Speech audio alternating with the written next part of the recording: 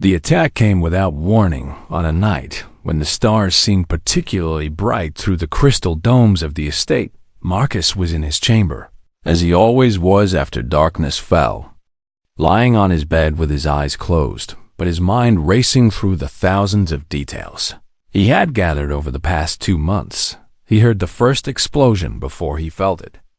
A distant thunder that made the walls tremble and sent cracks spiderwebbing across his window. He was on his feet and moving before the second explosion hit. The door to his chamber was locked, as it always was, but Marcus had spent weeks studying the mechanism. He pressed his palm against a specific point on the frame, applying pressure in a pattern that he had worked out. Through careful observation of the guards who came to check on him, the lock clicked open. The corridor outside was chaos. Servants ran screaming in all directions, while guards shouted orders that no one seemed to be following. Red emergency lights painted everything in the color of blood, and smoke was beginning to drift through the ventilation systems. Marcus moved through the confusion like a ghost, his bare feet making no sound on the polished floors, his gray slave garment helping him blend in with the dozen other servants who were fleeing in terror. No one gave him a second glance. He was just another frightened slave, but Marcus was not fleeing. He was hunting through the smoke and screams. He had heard something that the others had missed. The distinctive sound of Kalorian weapons fire coming from the direction of the princess's private quarters. Someone was attacking the estate from within. Assassins then, not an external assault. Marcus calculated the odds quickly. If Virithus died, he would lose months of careful work. He would lose his access to the information he needed. He would lose the asset he had been cultivating since the moment she claimed him at auction. That was unacceptable. He reached the princess's wing in less than 3 minutes, moving through maintenance corridors and service passages that the regular residents never used, but that the servants knew intimately. Marcus had made a point of befriending the other slaves during his time on the estate, and they had shared their secrets with him freely. Humans had a way of making others trust them. It was one of their most dangerous abilities. The doors to the royal chambers had been blasted open, and 3 bodies lay in the entrance.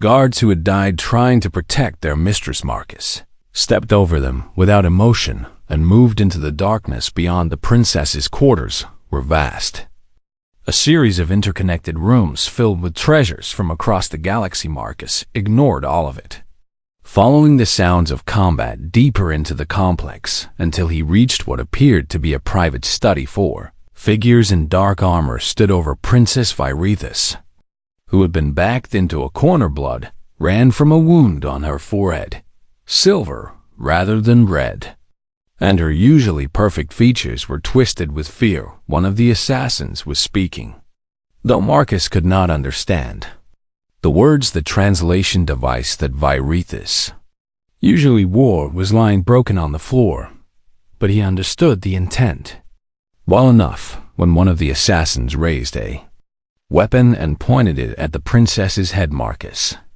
did not think about what happened next. He simply moved. The first assassin died before he even knew Marcus was in the room. His neck snapped with a single efficient twist that Marcus had learned during his years in the colonial militia. The second spun toward the sound and received a broken table leg through the eye socket, driven with enough force to pierce the back of his skull. The third managed to fire his weapon, but Marcus had already moved, rolling beneath the energy blast and coming up with the dead assassin's blade in his hand. The blade went through the third assassin's throat before he could fire again. The fourth assassin was faster than the others, a professional who recognized the threat and reacted accordingly. He grabbed Virithus and pulled her in front of him like a shield, pressing his weapon against her temple. "Stop," he commanded in heavily accented common, "or the princess dies." Marcus stopped. He stood in the center of the room, surrounded by the bodies of the 3 assassins he had killed in less than 10 seconds, covered in their silver blood. Breathing hard but showing no signs of exhaustion, the fourth assassin stared at him with something that looked very much like disbelief. "What are you?" he demanded. "Human," Marcus replied. "That is not possible. Humans are weak. Humans are prey. They are not capable of—" "You studied us from orbit," Marcus interrupted, his voice cold and flat. "You never walked our world. You never saw what we were. You only saw what we let you see." He took a step forward. "Stop," the assassin repeated, pressing his weapon harder against Varithus's head. "I will kill her." "Yes, you will," Marcus agreed. "And then I will kill you. The question you need to ask yourself is whether your mission is worth your life." The assassin hesitated. And in that moment of uncertainty, Varithus acted. She drove her elbow backward into her captor's midsection with surprising force, creating just enough space for Marcus to move. He crossed the distance in a heartbeat, knocked the weapon aside, and drove his palm into the assassin's nose with enough force to send bone fragments into his brain. The body collapsed, and Varithus stumbled free, falling to her knees among the corpses of those who had come to murder her. For a long moment, neither of them spoke. Then Varithus looked up at Marcus with an expression he had never seen on a Kalorian face before. It was fear. Yes, but it was also something else. It was wonder. "How?" she whispered. Marcus reached down and offered her his hand. "I told you that my world was not gentle." She took his hand and allowed him to pull her to her feet. "Our records say that humans are moderate threats, easily subdued. The profile lists your species as barely worth cataloging. Your records are wrong. Clearly." Varithus looked at the bodies around them. "You killed 4 trained assassins with your bare hands and a piece of furniture. How is that possible?" Marcus considered how to answer. He could maintain his deception, pretend that this was simply the desperate action of a frightened slave, but looking at Varithus now, seeing the way she was truly seeing him for the first time, he made a decision. The time for lies was ending. "Do you know what makes a predator?" he asked. Varithus shook her head. "It is not strength. Many prey animals are stronger than their hunters. It is not speed. Many prey animals are faster.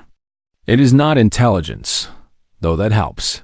He met her violet eyes with his own dark gaze. "What makes a predator is persistence. The willingness to chase prey until it collapses from exhaustion. The ability to take damage and keep fighting. The refusal to ever give up." He gestured at the bodies around them. "Humans evolved on a world where we were not the strongest or the fastest or the most numerous. We survived because we could run longer than anything else on our planet. We could take injuries that would kill other species and keep moving. We could lose battles and come back the next day and the day after that until we won." Varithus stared at him. "You are saying that your entire species is composed of persistent predators. I am saying that you have conquered a galaxy by overwhelming force." Marcus replied. "You have never faced an enemy who simply refused to be conquered." He turned and walked to the door, checking the corridor for additional threats. "More will come when these 4 do not report back," he said. "We need to move to a secure location."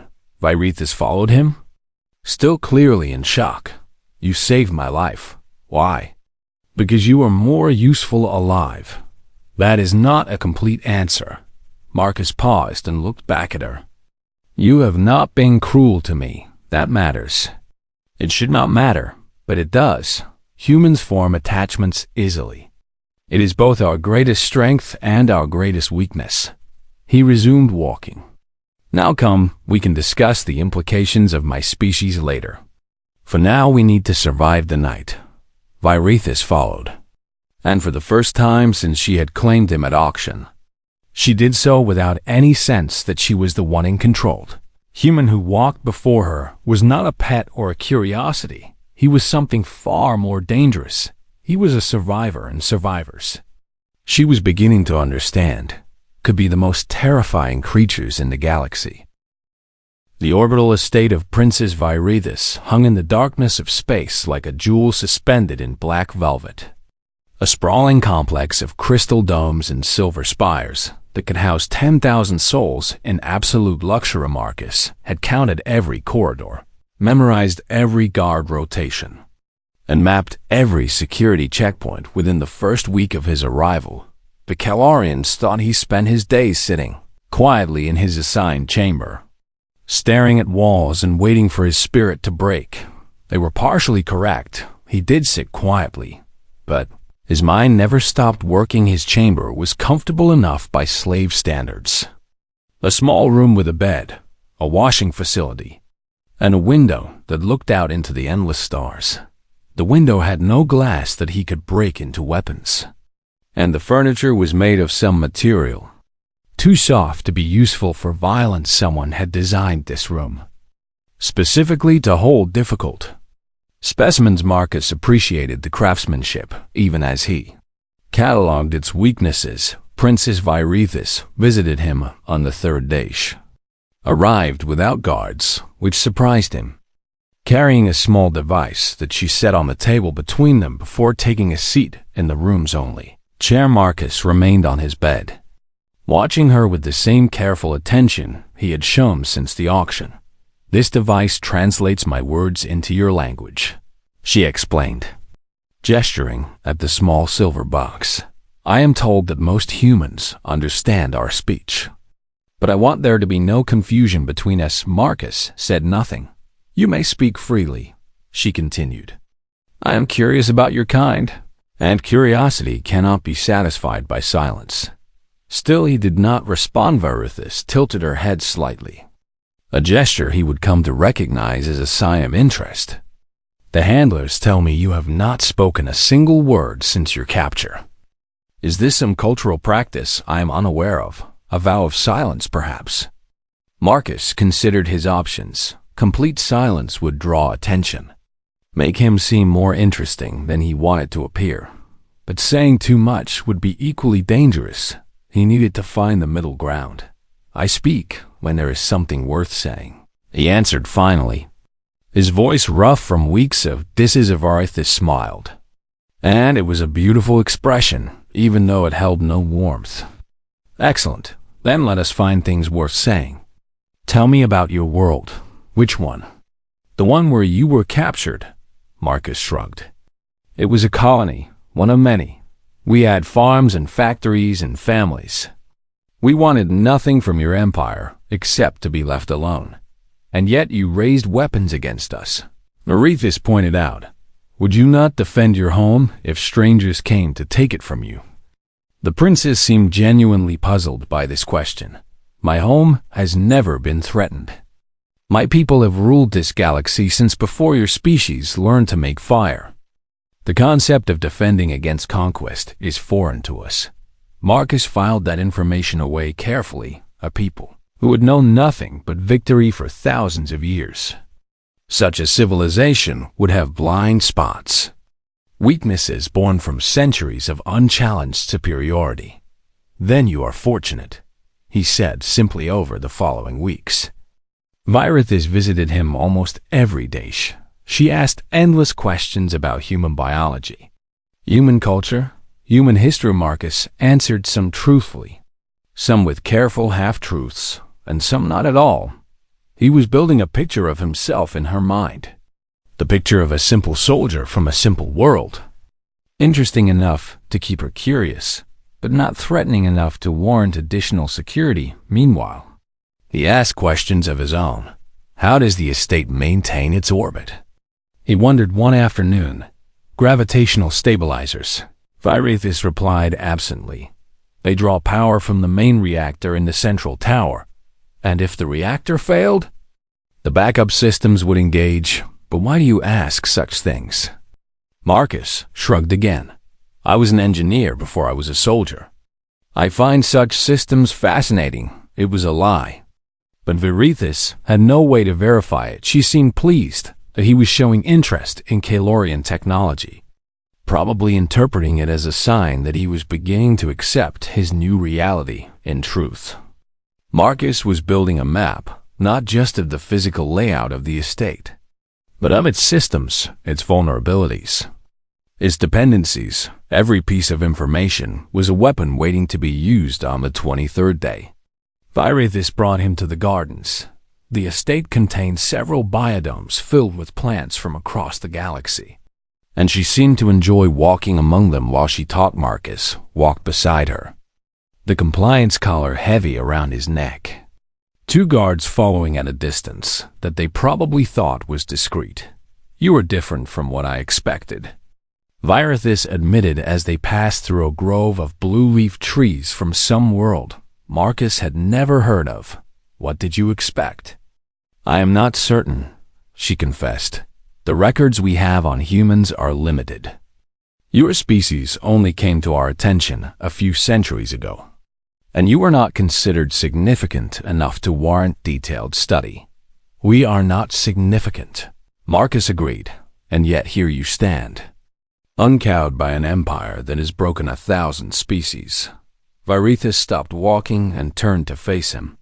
"Here you stand asking questions about reactor systems and shield frequencies as if you were planning something." Marcus kept his expression neutral.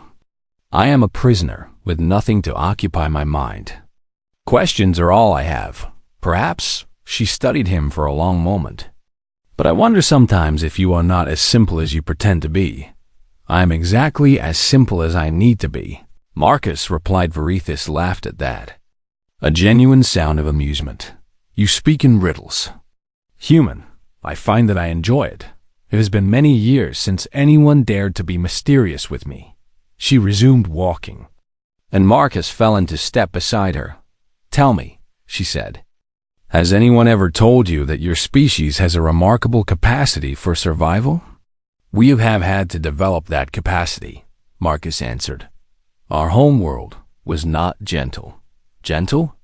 "We evolved on a planet that tried to kill us every day," he explained. "Predators hunted us, diseases ravaged us. The climate changed and forced us to adapt or die. We learned very early that the universe was not kind." Virithis considered this. "The Kalorian homeworld was a paradise, warm and fertile and safe. We spread to the stars because we wished to, not because we were forced to." "Then you expanded from strength." "And we expanded from desperation," Marcus nodded. "That is an important difference." "How so?" "A people who have never known true hardship may forget how to endure it. A people who have known nothing but hardship can endure almost anything." The princess stopped again, and this time, when she looked at him, there was something new in her violet eyes. It might have been respected, might have been concern. "You are trying to teach me something," she said slowly. "I am simply answering your questions." Marcus replied, "No." Virithis shook her head. "You are planting seeds. I can feel it even if I cannot see exactly what you are growing." She stepped closer to him, close enough that he could see the faint luminescence of her skin, the subtle glow that all Kalorians possessed. "I should have you executed," she murmured. "Everything about you tells me that you are dangerous." "Then why you not?" "Because I find that I want to see what happens next," she admitted. "Because you are the first interesting thing I have encountered in decades. Because I am 300 years old, and I'm so very tired of certainty."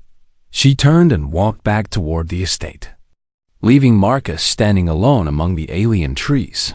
He watched her go and allowed himself a small smile. She was beginning to see him as something more than a curiosity. She was beginning to see him as something almost like an equal. That was exactly what he needed when the time came.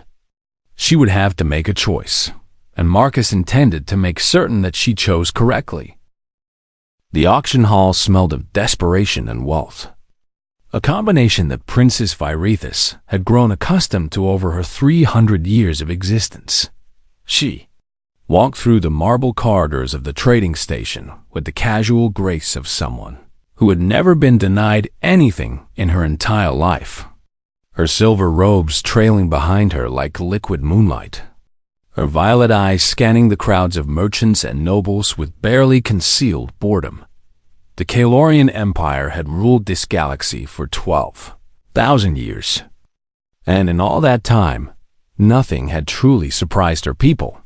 They had conquered species beyond counting, harvested worlds for resources, and built a civilization that stretched across 1,000,000 stars.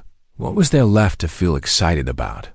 Her personal guard, a towering Kalorian male named Thyssen, walked 3 steps behind her as protocol demanded. He had served her house for 60 years and had never once spoken out of turn. That was the way of things in the Empire. Everyone knew their place.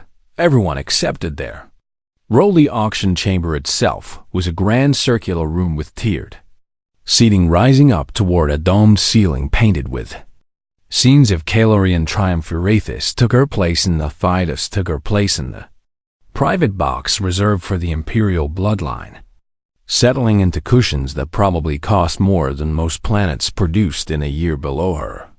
The auction floor stretched out like a stage, and she supposed that was exactly what it was, a stage for the display of conquered peoples. The first lots were unremarkable, a group of Deshan miners, their rock-like bodies perfect for deep shaft work, a collection of Reen servants, their multiple arms making them ideal for complex household tasks, a breeding pair of Kalmathi, beautiful creatures whose songs could calm even the most troubled. Mind Verithis purchased none of them. She had thousands of servants already, and none of these offerings sparked even a flicker of interest. She was about to signal Thezin that she wished to leave when the auctioneer announced the final lot of the day. A human male, the auctioneer declared, his voice carrying through the chamber with practiced ease. Captured from the colony world, designated H7734 during pacification operations.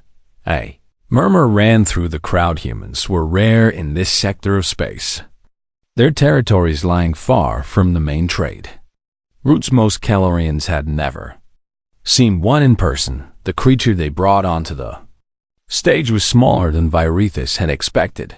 He stood perhaps 2/3 the height of a Kalorian, with brown skin, dark hair cut close to his skull, and eyes the color of wet earth. He wore the simple gray garment of a captured slave, and his wrists bore the marks of restraints recently removed, but it was his posture that caught her attention. The other slaves had cowered or wept or stared at the ground in submission. This human did none of those things. He stood straight, his shoulders back, his head held high. He looked at the assembled Kalorians not with fear or hatred, but with something that took Virithis a long moment to identify. He was studying them. The specimen is listed as problematic, the auctioneer continued, consulting his data tablet. Refuses to follow commands, does not respond to standard conditioning, has injured 3 handlers during transport. The crowd lost interest immediately. A defective slave was worthless, possibly dangerous. Several nobles actually stood to leave, but Viritis leaned forward in her seat, her boredom suddenly forgotten. What is his background? She called down to the auctioneer. The auctioneer bowed deeply before responding. Records indicate he served as a military officer in the Human Colonial Defense Force. Your Highness, rank of sergeant, age 32 standard years. Captured during the assault on the colony's primary settlement. A soldier then explained the defiance, though it did not explain why he had not been broken during transport. The journey from human space would have taken months. Plenty of time for even the strongest will to crumble. Has he spoken? Virithis asked, not a single word since capture. Your Highness. She studied the human more closely. He had turned his head slightly at the sound of her voice and was now looking directly at her. Most slaves could not bear to meet a Kalorian's gaze. Something about the violet luminescence of their eyes triggered a deep instinctive fear in lesser species. This human showed no such reaction. He simply looked at her as if she were a puzzle he was trying to solve. I will take him. Via this announced the auction hall fell silent. Thesson stepped forward, his expression carefully neutral. Your Highness, I must advise against this. The creature is clearly dangerous, and humans are known to carry diseases that— I said I will take him, she repeated. And the steel in her voice ended all further discussion. The price was laughably small. Barely worth recording, as Virithis descended from her box to claim her purchase. She wondered what had possessed her to make such a decision. Perhaps it was simple curiosity. Perhaps it was the challenge of breaking something that others had failed to break, or perhaps, she admitted to herself, it was simply that she had seen something in those dark human eyes that she had not seen in centuries, something that looked almost like defiance, something that looked almost like a plan the human was fitted with a neural compliance collar before being brought to her. A thin band of metal around his throat that could deliver incapacitating pain at the touch of a button, standard procedure for difficult specimens. He did not resist the fitting, did not react when the collar was activated to demonstrate its function, did not make a sound when the neural shock made his muscles spasm and his knees buckle. He simply got back to his feet when it was over and resumed his silent observation of everything around him. He will be taken to my orbital estate. Virithis commanded her servants. Prepare a secure chamber in the eastern wing. Nothing luxurious, but nothing cruel. I want him healthy and clear-minded. Thesson fell into step beside her as she walked back toward her shuttle. Forgive my impertinence, Your Highness, but may I ask why you have taken such interest in this particular specimen? Virithis considered the question. She could have offered a dozen explanations, none of them entirely true. Instead, she told Thesson what she suspected was the real answer. In 300 years, I've never seen a slave who looked at me without fear, she said. I want to know what makes this one different. I want to know what he is thinking behind those quiet eyes. I want to understand what gives him the strength to stand when others kneel. She paused at the entrance to her shuttle and looked back toward the auction house where her new acquisition was being processed. And then she added softly, I want to break him of it. What Princess Virithis did not know, could not have known, was that at that very moment, Marcus Cole was thinking almost exactly the same thing about her. He had waited 2 years for this opportunity. He had allowed himself to be captured, had endured the transport ships and the processing centers and the handlers who thought pain could purchase obedience, all so that he could end up exactly where he was. Now in the household of someone with real power, someone who could give him access to the secrets of the empires. The collar around his neck was an inconvenience. Nothing more, as people had learned to disable such devices generations ago, but the Calorians did not know that they did not know many things about humans. They had conquered 100 worlds and never once thought to wonder if perhaps some species might be pretending to be weaker than they truly were, that arrogance would be their downfall. Marcus allowed himself to be led onto the shuttle that would take him to the princess's estate. He kept his face blank, his body language submissive, his eyes carefully downcast, but inside, for the first time in months, he allowed himself to feel something like hope. The first phase of the mission was complete. Now the real work could begin. Virithis spent 7 days in isolation, refusing visitors and canceling all appointments while she wrestled with the impossible decision that Marcus had placed before her. She paced the length of her chambers until the servants began to whisper about her sanity, reviewed everything she knew about humans until the data swam before her eyes, and argued with herself until her throat was raw from speaking to empty rooms. On the morning of the 8th day, she summoned Marcus to her private garden. He found her standing beneath a tree from old Earth, a gift from some conquered world that she had never paid much attention to before. Now she studied its brown bark and green leaves with new eyes, wondering what kind of planet could produce such simple beauty. Oak, Marcus said as he approached. One of the most common trees on our home world.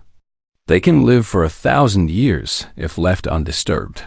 Your people value endurance in all things, Virithus observed. We have to, he replied. Nothing in the universe lasts forever, but we try to come as close as we can. She turned to face him. Her violet eyes searching his dark ones for any sign of deception. She found none. I have made my decision, she announced. Marcus waited, his expression unreadable. I will help you, Virithus said. Not because I believe in your cause, and not because I think your rebellion will succeed. I will help you because I have spent the last week trying to find a flaw in your strategy, and I cannot. She began to walk, and Marcus fell into step beside her, just as he had during those early days when she still thought of him as a pet. Your people have positioned yourselves too deeply, too broadly, too patiently, she continued. Even if I exposed everything you told me, the damage has already been done. The Calorians could kill every human in the Empire and still not root out all the seeds you have planted. You sound almost impressed. I am impressed, she admitted. I have lived for 3 centuries, and I have never seen anything like this. A species that lost a war and then spent generations preparing to win the peace. We lost battles, Marcus corrected. We never lost the war, because we never stopped fighting. Virithus paused beside a fountain that sparkled in the artificial sunlight. What do you need from me? Access, Marcus replied. Communications, information, resources. Your house has connections throughout the imperial hierarchy. There are things I need to know that can only be learned through proper channels, such as fleet deployments, security protocols, the locations of key infrastructure nodes. He looked at her directly. The codes for the compliance collars that hold millions of humans in bondage. You want to free them.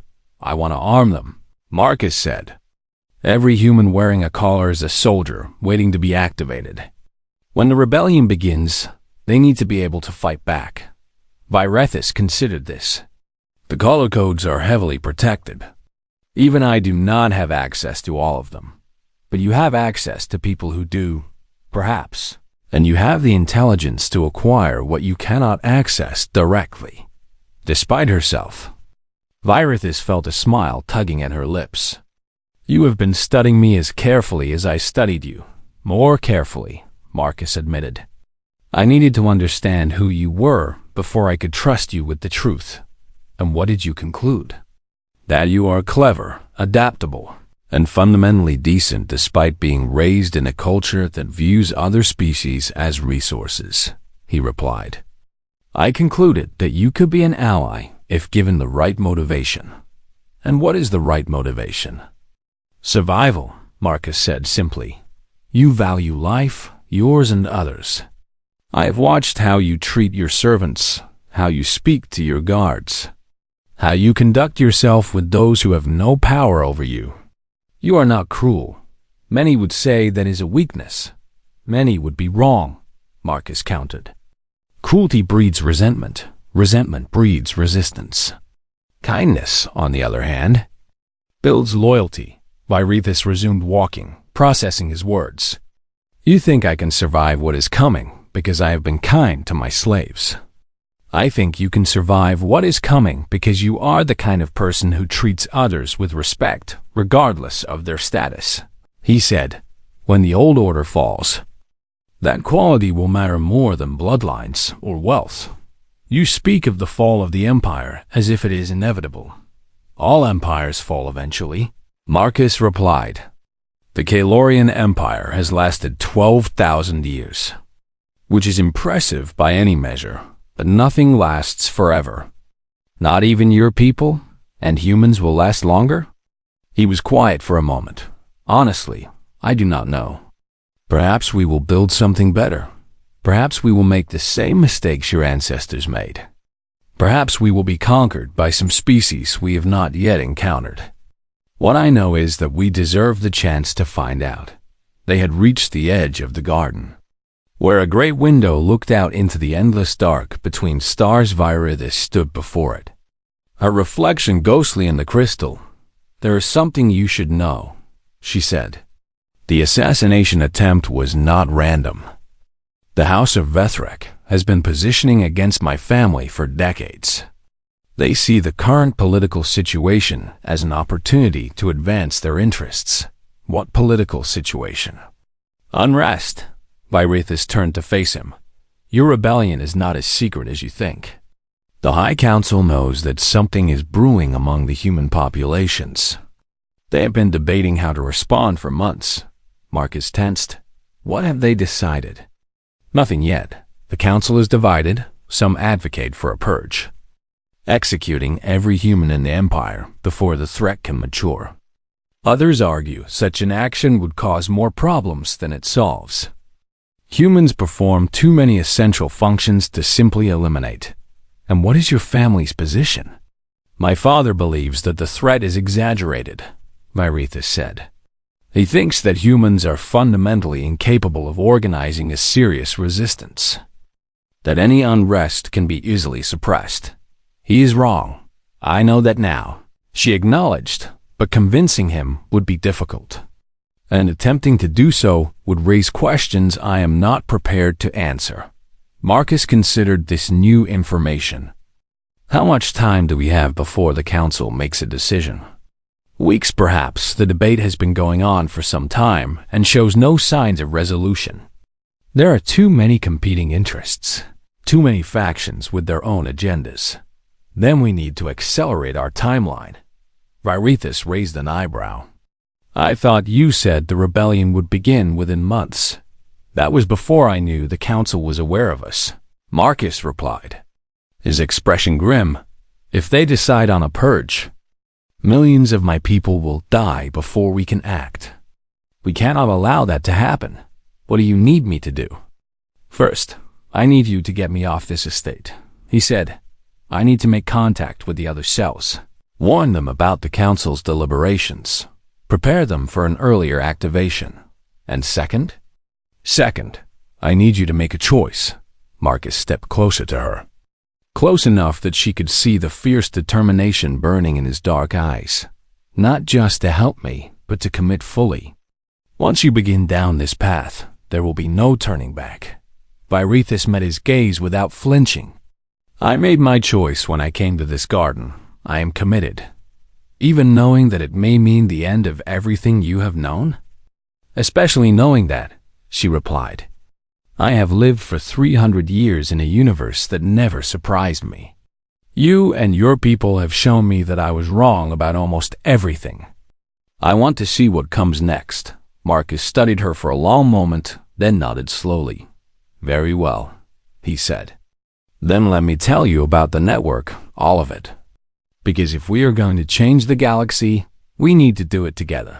And there, in a garden filled with trees from a dozen worlds, a princess of the Kalorian Empire and a human warrior began planning the end of an age neither of them knew if they would succeed. Neither of them knew if they would survive. But for the first time in her long life, Virithis felt truly alive, because for the first time, the future was uncertain, and uncertainty, she was discovering, was far more exciting than 12,000 years of guaranteed victory had ever been. The rebellion began not with explosions or armies or the clash of fleets in the void. Between stars, it began with silence at precisely 0600 Standard Time across every human population center in the Kalorian Empire. 10 million people simply stopped. They stopped working, they stopped obeying, they stopped pretending in factories and fields, in kitchens and corridors, in engine rooms and control centers. Humans set down their tools and stood motionless, their eyes fixed on nothing, their bodies still as stone. The Kalorians did not understand at first. They shouted orders that went unheeded, activated compliance cars that no longer functioned, called for guards who never came, because many of those guards were also human for 17 minutes. The entire empire held its breath, And then the real work began. Reactor cores began to overload in carefully selected facilities.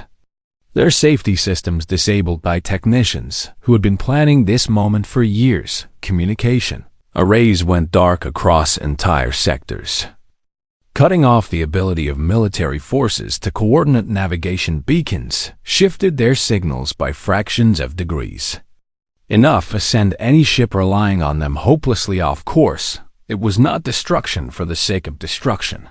It was surgery, precise and methodical, targeting the nervous system of an empire that had grown too complacent to imagine it could ever be threatened. Marcus stood on the bridge of the princess's personal yacht, watching the chaos unfold through a tactical display that Virithis had linked to Imperial channels beside him.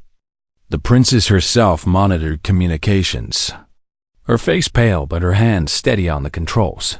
"The Third Fleet is requesting emergency guidance," she reported.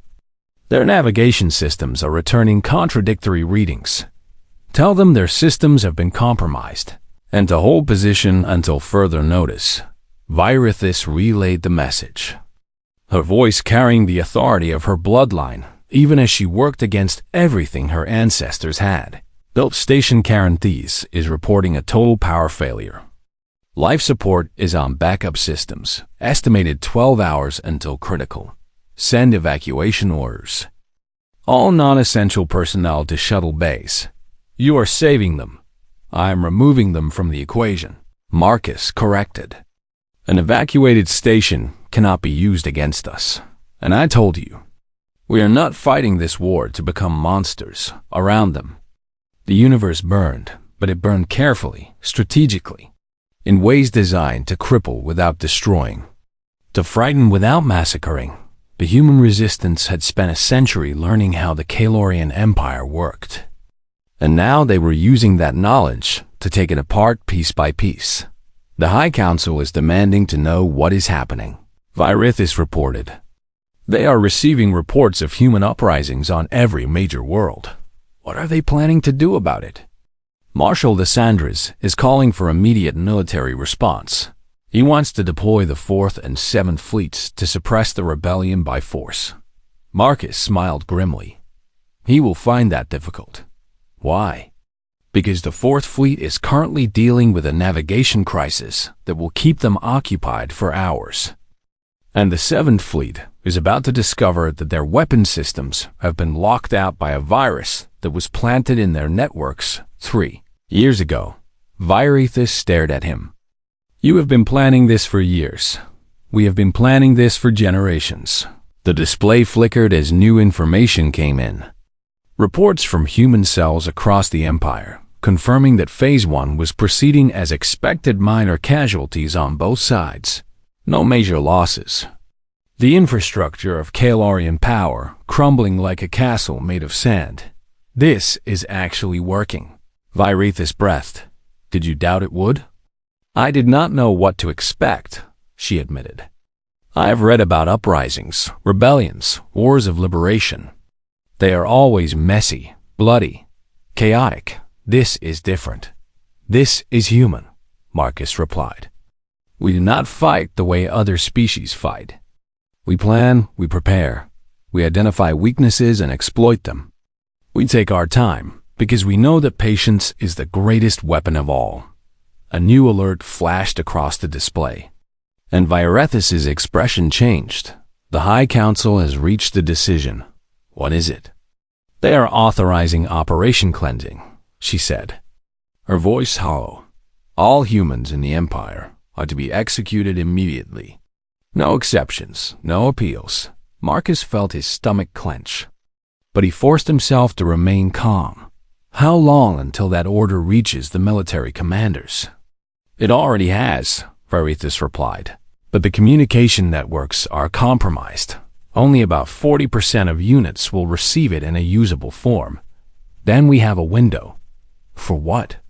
"For Phase 2, Marcus moved to a separate console and began entering commands. The Council has just made our job easier before today.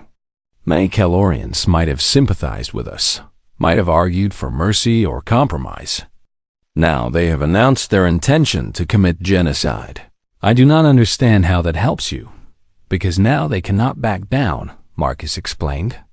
They have committed themselves to a course of action that will either succeed completely or fail completely. There is no middle ground. He finished entering his commands and turned back to Virithus. I need you to broadcast a message to every noble house in the Empire. What message? The truth. Tell them what the Council has ordered. Tell them that humanity will not go quietly. Tell them that any house that stands with the Council will be destroyed, and any house that stands aside will be spared. You are dividing the Empire against itself. I am giving the intelligent ones a way out, Marcus corrected. Your people are not monolithic. There are factions, rivalries, old grudges. I am simply providing an opportunity for those divisions to express themselves. Virithus hesitated. If I send this message, I will be branded a traitor. You were branded a traitor the moment you chose to help me. I know, she said. But this makes it real. This makes it impossible to pretend otherwise. Marcus stepped closer to her, close enough to see the conflict warring in her violet eyes. I will not force you to do this, he said quietly. You have already done more than I had any right to ask. If you want to walk away now, I will find another way. Virithus was silent for a long moment, staring at the display that showed an empire in chaos. A civilization that had seemed eternal suddenly revealed to be fragile. My whole life, I believed that the Kalorian Empire was the greatest achievement in galactic history, she said finally.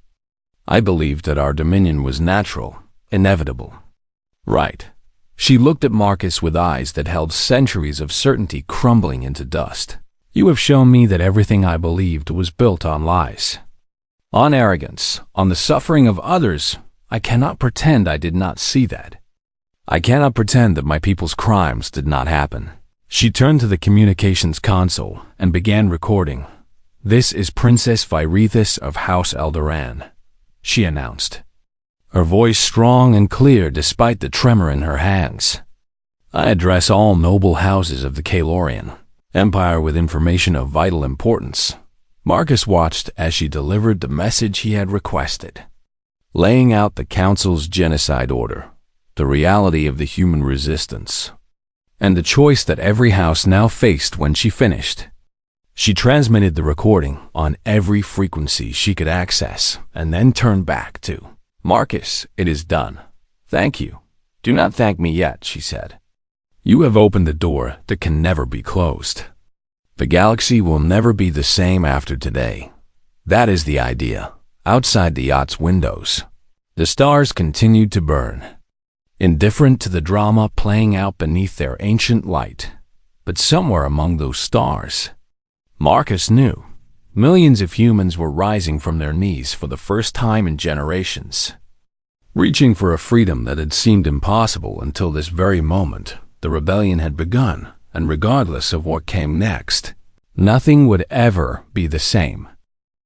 3 days had passed since the assassination attempt, and the estate had been locked down completely. Security forces from the Imperial fleet patrolled every corridor while investigators sifted through the evidence, trying to understand how 4 assassins had penetrated one of the most secure facilities in the sector. Princess Virithus had told them nothing about Marcus's role in saving her life. She had claimed that the assassins killed each other in a dispute over how to proceed. A lie so absurd that no one believed it, but no one dared question. Now she sat in her private study, the doors sealed and the surveillance systems disabled, facing the human who had thrown everything she understood about the galaxy into chaos. You owe me answers, she said. Marcus sat across from her, no longer wearing the gray garment of a slave. She had given him proper clothing after the attack, a small gesture that carried enormous symbolic weight. What do you wish to know? Everything. He actually smiled at that, a thin expression that held no warmth. Everything would take years. Let us start with what matters most. Very well. Virithus leaned forward. Start with the truth about why you allowed yourself to be captured. whatever she had expected him to say. "It was not that, aloud?" She repeated. "I have been a resistance operative for 12 years, Marcus explained, his voice calm and steady. "When we learned that Kalorian slavers were raiding the outer colonies, we saw an opportunity. We needed someone inside the Empire. Someone close to real power. Someone who could learn the things we could never discover from the outside. You volunteered to become a slave. I volunteered to infiltrate the enemy," Marcus corrected. The slavery was simply the method. Varithus struggled to process this information. "You endured months of captivity, transportation, processing, all as part of some elaborate plan." "Humans endure," he said simply. "It is what we do. But you could not have known that I would claim you. You could have ended up in a mining operation, or a pleasure house, or worse." "True," Marcus acknowledged. "But the odds were acceptable. Humans purchased at auction tend to end up in one of two places. Either they are sent to labor camps where they are worked to death, or they are claimed by nobles who find them exotic and interesting." He paused. "I am very good at being interesting. So all of our conversations, all of your questions about the estate and its systems, intelligence gathering," Marcus confirmed. "Every piece of information I collected has been stored and cataloged. When the time comes, it will all be useful." Varithus stood abruptly and walked to the window, staring out at the stars that had always seemed so constant, so eternal, so safe. "You speak of a rebellion," she said without turning around. "You speak as if you intend to challenge an empire that has stood for 12,000 years. "The rebellion is not something I intend," Marcus replied. "It is something that already exists.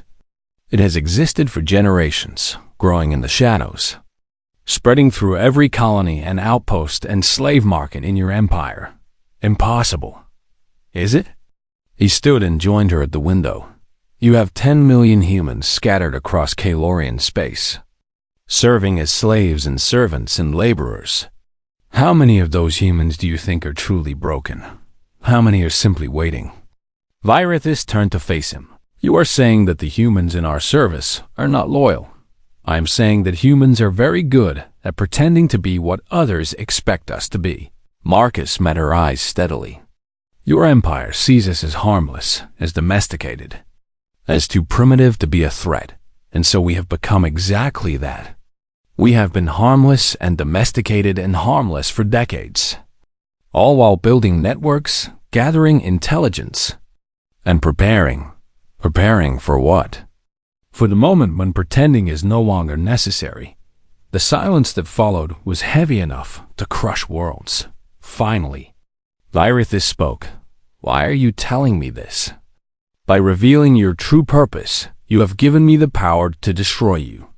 I could have you executed, have your networks exposed, have every human in the Empire put to death.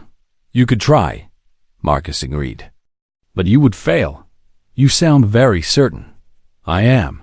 He walked back to his seat and sat down, looking up at her with those dark, unreadable eyes. "Consider what you have learned in the past 3 days.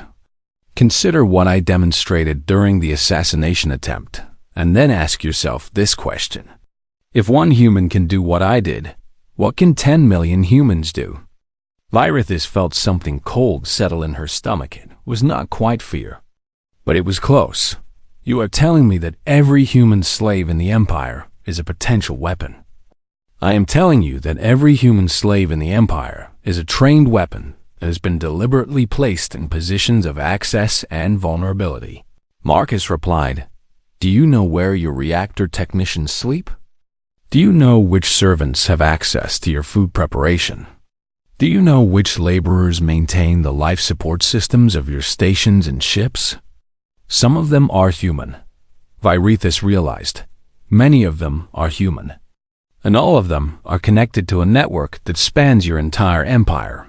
We have been patient, we have been careful, and we have been preparing for this moment for longer than you have been alive. This is madness. This is survival," Marcus countered.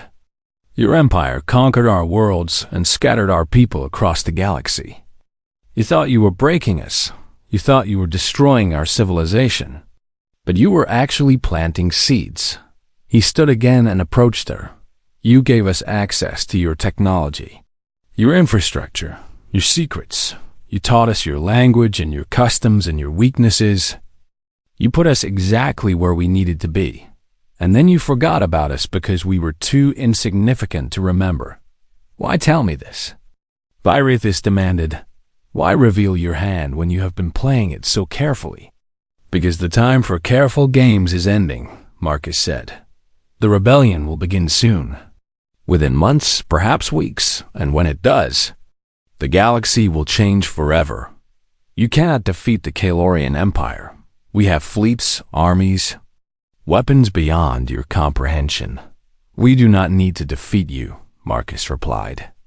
We only need to survive long enough to make victory too expensive. And humans are very good at surviving. He reached out and took her hand.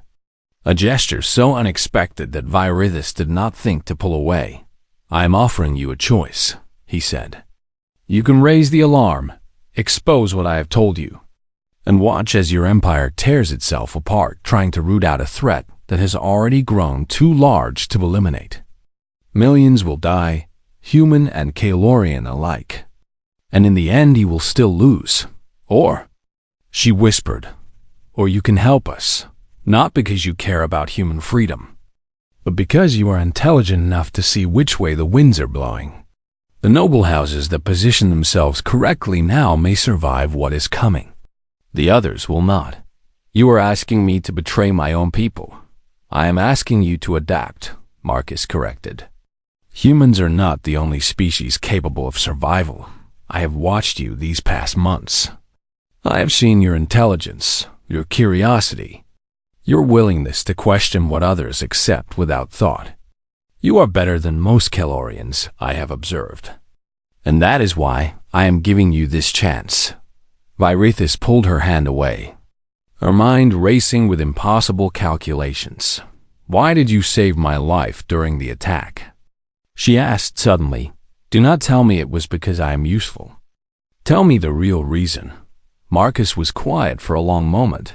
Because you were kind to me when kindness was not required. He admitted finally. Because you spoke to me as if my thoughts had value. Because in 300 years of life, you have somehow managed to remain curious about the universe rather than simply taking it for granted. He paused. Humans form bonds easily. I told you. This was both our strength and our weakness. I did not want you to die. And that desire had nothing to do with strategy. Virithis stared at him. This strange creature from a species her people had dismissed as insignificant. This soldier and spy and revolutionary who had somehow become something almost like a friend.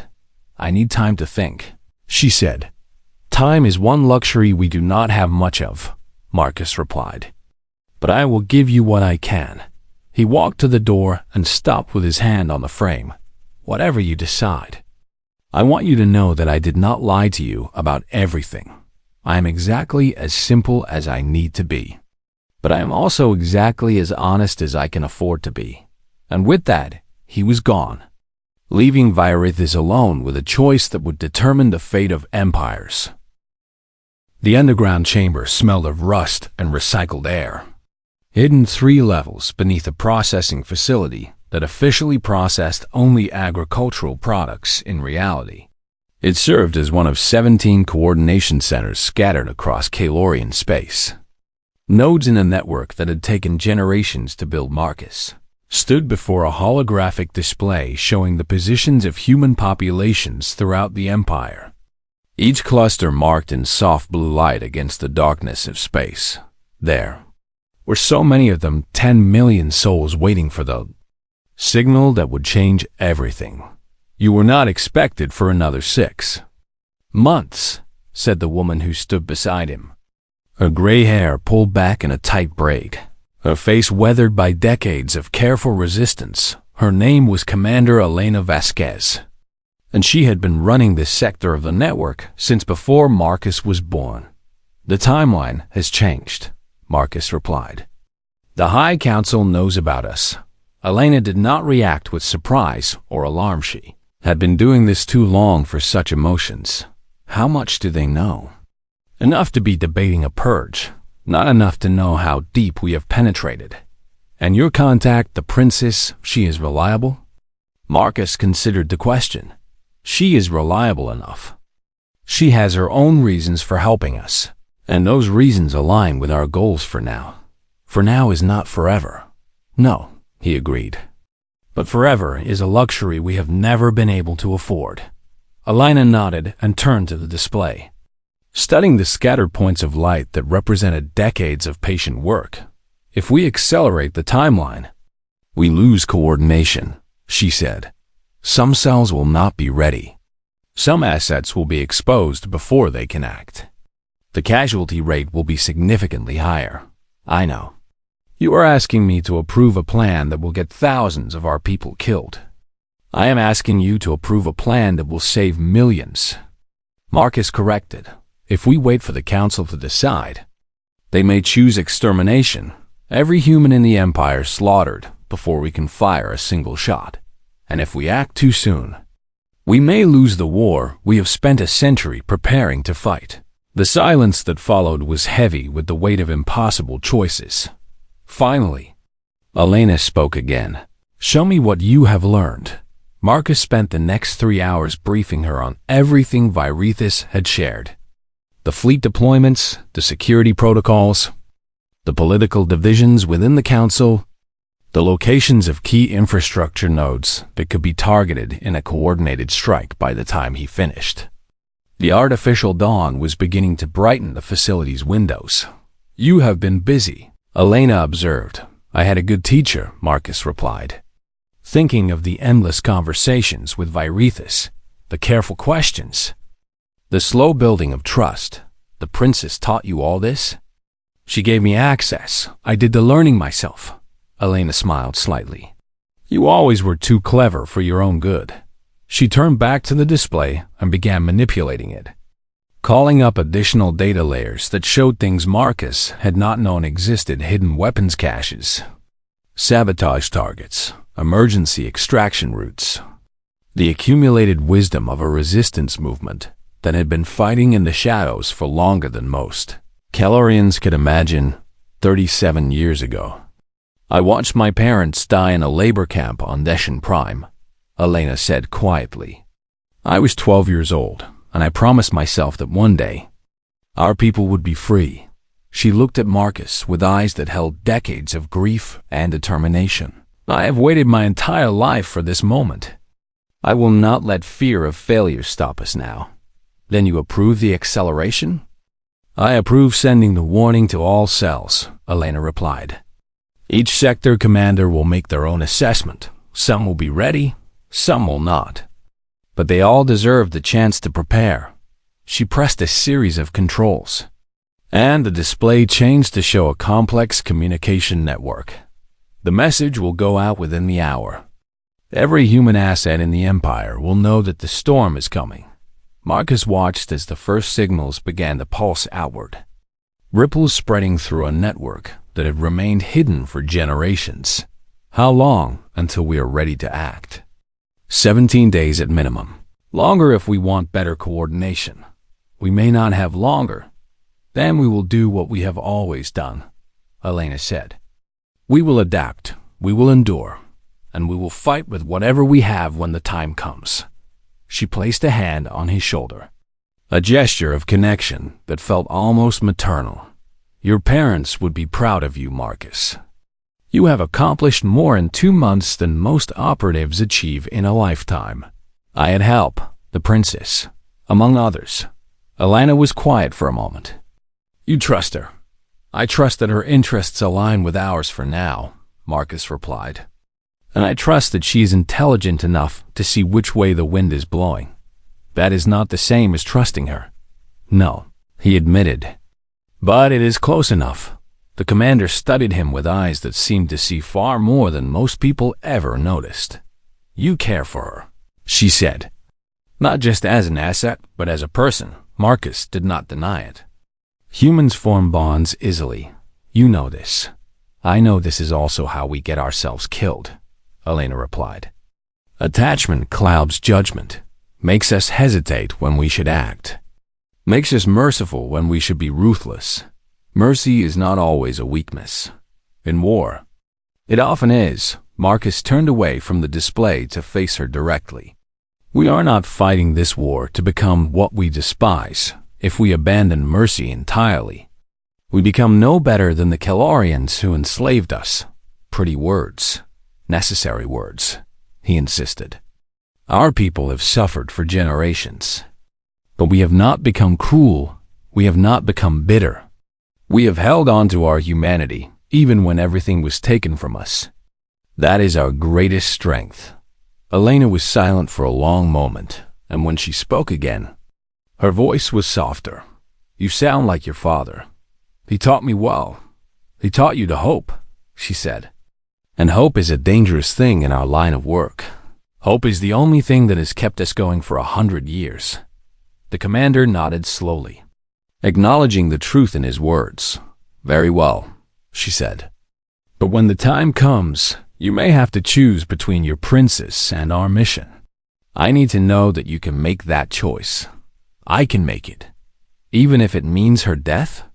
Marcus did not answer immediately. He thought about Virithis, about the way she had looked at him after the assassination attempt, about the courage it had taken for her to commit to helping him, about all the small kindnesses she had shown him when kindness was not required. I hope it does not come to that, he said finally. Hope, Elena repeated with a slight smile. There is that word again. She turned back to the display. Go back to your princess. Keep gathering intelligence. Keep building trust. When the signal comes, you will need to be ready to act. And if the signal does not come, then we will find another way, Elena said. We always find another way. Marcus left the underground chamber as the facility began its daily operations, walking through crowds of human workers who moved about their business without any visible sign that they were part of a conspiracy that would shake the foundations of galactic civilization. No one looked at him twice. No one suspected, and in 17 days, give or take, all of these quiet, unremarkable people would rise up and show the Kalarian Empire exactly what humanity was capable of. The thought should have filled him with triumph. But instead Marcus felt only a deep, bone-weary exhaustion. He had been fighting this war his entire life, and in a few short weeks, he would finally discover if all the sacrifice, all the patience, all the carefully laid plans had been worth it. Either humanity would win its freedom, or they would be destroyed. There was no middle ground, and as Marcus made his way back to the princess's estate, he could not help but wonder which outcome the universe had in store for them. 6 months after the rebellion began, Marcus Cole stood on the observation deck of a captured Kalorian battleship and watched the star's wheel slowly past. The war was not over. Wars were never truly over. Not completely, but the worst of the fighting had ended 3 weeks ago when the remnants of the High Council surrendered to the combined human forces. At the Battle of the Sandris Prime, the Kalarian Empire that had ruled the galaxy for 12,000 years had fallen in less than 180 days. Historians would debate for centuries how it had happened so quickly. Some would point to the decades of patient preparation, the networks of operatives planted throughout Kalorian space, the careful accumulation of knowledge and resources. Others would argue that the empire had been rotting from within, its foundations weakened by arrogance and complacency, waiting only for someone to push before it crumbled. The truth, Marcus knew, lay somewhere in between. The door behind him opened, and Virithis entered the observation deck. She wore simple clothing now. Having abandoned the elaborate robes of her former status, her silver hair was shorter than it had been, cut to a practical length that suited her new role as a liaison between the human provisional government and those Kalorian houses that had chosen to cooperate. Rather than resist, she came to stand beside him at the window, her reflection ghostly against the darkness of space. The council meeting is adjourned. she reported. They have accepted the preliminary terms of the ceasefire. How many houses signed? 47, with another 12 requesting time to consult with their territories. Marcus nodded. Better than expected. Better than I expected, Virithus agreed. I thought more of them would choose to fight to the end. Some did. Yes, she acknowledged. Some did. They stood in silence for a moment, both of them thinking about the battles that had been fought, the lives that had been lost, the price that had been paid for this moment of uncertain peace. I received a message from Commander Vasquez this morning, Marcus said eventually. She is stepping down from active command. She has earned the rest. She wants me to take her place. Virithus turned to look at him. And will you? Marcus did not answer immediately. He thought about everything that had brought him to this moment. The years of training, the months of deception, the careful cultivation of Virithus's trust, the bloody weeks of open warfare that had followed. He thought about the man he had been when he allowed himself to be captured. So certain of his purpose, so willing to sacrifice everything for the cause, he was not that man anymore. I do not know, he admitted. I have been fighting this war my entire life. I am not certain I know how to do anything else. You could learn. Perhaps Virithus moved closer to him. Close enough that their shoulders almost touched. What do you want, Marcus? Not what the resistance needs. Not what humanity expects. What do you want? It was a question no one had asked him in years. Perhaps no one had ever asked him. I want to see what comes next, he said slowly. I want to know if we can build something better than what we destroyed. I want to believe that all of this suffering had a purpose. That is not an answer to my question. No, he agreed. It is not. He turned to face her. This alien princess, who had betrayed her own people for reasons she probably still did not fully understand.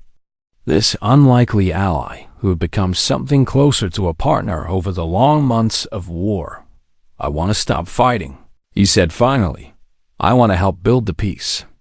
I want to see humans and Calorians and all the other species in this galaxy learn to live together without one dominating the others. A noble ambition, an impossible one. Perhaps Virithus shook her head. Not impossible, merely difficult.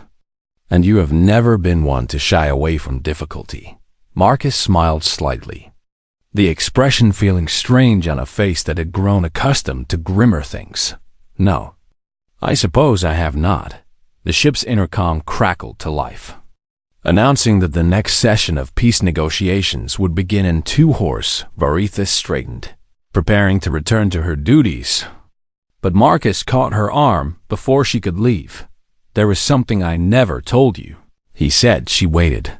When I first came to your estate, I thought of you as nothing more than an asset, a resource to be exploited for the sake of the mission. I did not see you as a person, only as a means to an end. I know. That changed, he continued. Somewhere along the way, I stopped seeing you as an asset and started seeing you as a friend. Perhaps even something more than that. Virithus's violet eyes softened. Humans form bonds easily. We do, but this is different. I have fought beside many people during this war, trusted many allies. But you are the only one I truly came to care for. Even knowing what my people did to yours? Even knowing that, Marcus confirmed. You are not your people, Virithus. You are you. And you have proven time and again that you are worthy of trust and respect, and yes, even affection. She was quiet for a long moment, and when she spoke, her voice was softer than he had ever heard it. I have lived for 300 years, and in all that time, no one has ever seen me the way you do. Not as a princess, not as a symbol, not as a prize to be won or an enemy to be defeated. Just as a person. You are more than a person to me, as you are to me. They stood together at the window. 2 unlikely allies who had somehow found each other across the vast gulf that separated their species. Their cultures, their entire ways of being outside. The stars continued their eternal dance, indifferent to the affairs of mortals, but perhaps Marcus thought that was as it should be. The universe did not care about empires or rebellions, about the rise and fall of civilizations, about the brief bright flames of individual lives. The universe simply was, and within that vast, uncaring cosmos, small creatures struggled and loved and fought and hoped, finding meaning in connection with each other, even when the void offered none. The negotiations will be difficult, Virithus said eventually. There are many old wounds that will not heal quickly. Then we will work to heal them anyway, even if it takes decades. Even if it takes centuries, Marcus replied. Humans are patient, remember? She laughed at that, a genuine sound of amusement that made her seem almost young despite her centuries. Yes, I remember. Persistence predators. You called us. I called you survivors. That too. They left the observation deck together, walking side by side through corridors that had once belonged to the Kalorian war machine and now served a different purpose entirely. Behind them, through the great windows, a new star was rising over the horizon of a nearby planet. It was just a star, just one among billions.